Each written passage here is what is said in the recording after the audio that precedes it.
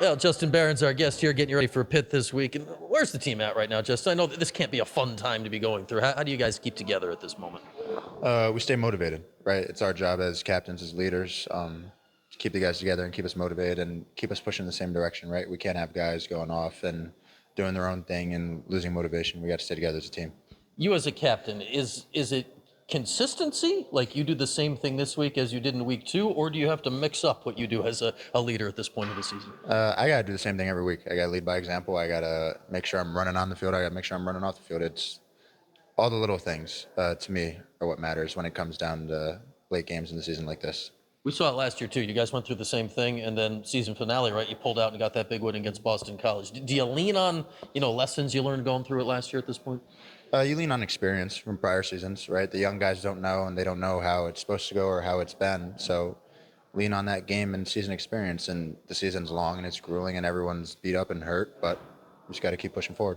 You included with the hand here. We've seen you playing with the club the last few weeks. So what is it like to play like that? I imagine you're still probably trying to grab with the hand and you can't move it. It's awful. You try and do everything you can to make it not a factor, but at the end of the day, it does end up affecting play, but I try to do the best I can with it. Obviously, you're not the holder anymore. That would be a little tricky with the club. But how does it actually affect, obviously catching the ball, but how does it affect your playing back there in the secondary with that all wrapped up? You got to learn to play with your feet more, right? In coverage, I can't use my hands as much as I did, even though we're not supposed to on defense. But just stuff like that, learning to position my body better, learning to move my feet better, and just being in better spots on the field. I guess it's easy to tell the ref, no, I was not holding him. Yeah, they tried to call one on me. I think it was against UNC. And I said, it wasn't me. I only got one hand.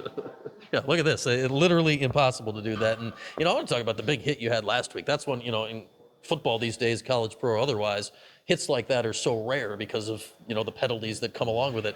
How did you walk that borderline? Because it was one live. You're like, uh-oh, that might be targeting. Then you watch the tape. It's like, wow, he did it clean. Well, I was obviously taller than the guy, so I got to lower my body to hit him, make sure I hit him in the chest, because if I would have stayed high, I would have ended up hitting his head. So just knowing that out of him and seeing the quarterback stare him down and be able to make the play, I just lower my shoulder and hit him in the chest. How hard is it to process all that? Because it's about less than a second where you got to figure out, okay, I got a chance to blow this guy up, but I want to stay in the game.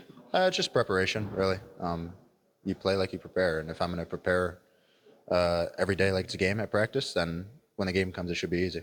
Did you know when they went to review that you were good, or were you crossing your fingers? Oh, no, I knew it. I absolutely did not hit him in the head or lead with my head, so I was all set. All right, yeah, it was one where you see the guy's head snap back, you're like, uh-oh, and then the replay, it's as clean as you would have liked. And, to have a hit like that, because, there's not as many anymore. What does that do to get you guys going? It's exciting. I wish I could have done more and scooped and scored it and see if that would have helped us, but it's exciting, obviously. It's a big play, and it's a momentum swinger, so being able to do that, it's helpful for the team. Justin Barron with us. You mentioned you're one of the captains. You're a Connecticut guy, and here we go back to Yankee Stadium this week, where you guys obviously played recently in the Pinstripe Bowl. What's it like for you? There's history, obviously, 100th anniversary of football being played there. What's it like for you to play in, slightly unusual games like this? For me, it's exciting personally. I grew up a Yankees fan. Okay. Obviously, in Connecticut, you either pick the Yankees or you pick the Red Sox because we're right in the middle of both. Mm-hmm. And my dad picked the Yankees, so I just rode out with the Yankees. So playing that stadium is cool for me. I said it like when we went there last time. It's a once-in-a-lifetime chance, but now it's twice because we get to play there twice. But it's definitely exciting, all the history there. No, on the same field. Is it still as cool? You said it's not once in a lifetime anymore. Oh, yeah, absolutely. You play on the same field all the legends played on, so it's amazing. All right, so you go out there, and literally the field, it was a little tricky, I feel, in the Pinstripe Bowl last year. A lot of you guys, both teams were slipping around. Now that you've been through that, how do you prepare for dealing with maybe similar stuff again this week? You don't have an excuse anymore. You know it's coming, and if you slide, you slide. But they're going to be on the same field as we are, so we got to prepare like it's going to be like that. And if it's not perfect, if it is perfect, we're already prepared for it. All right, tell me about Syracuse Pitt. What does this game mean to you guys? It's a lot. It's one of our rivals. It's one of the Big East rivalries, if I'm correct. Mm-hmm. When I was growing up, when UConn was in the Big East still, all those teams, you just grew up watching these games, and it's exciting that we got a chance playing it.